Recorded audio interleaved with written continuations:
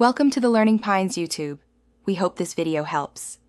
You begin by enabling Quick Share and turning on Bluetooth and Wi-Fi. These provide discovery and transport. Once done, make sure both devices are unlocked and visible. Quick Share won't list a hidden device. With files selected in your Files or Photos app, tap the Share icon and choose Quick Share. You do this now because starting the transfer UI early reduces delays. It primes both devices to negotiate a direct connection and speeds up the rest of the workflow.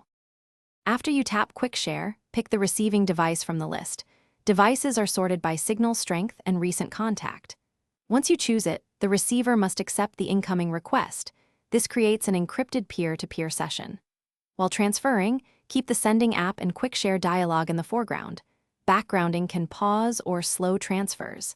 If you're sending many files, bundle them into a single share operation to reduce overhead and complete faster.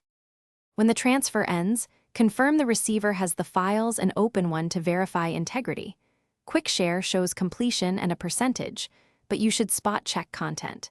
If something goes wrong, first toggle Bluetooth and Wi-Fi on both devices and retry with a single small file to isolate the issue.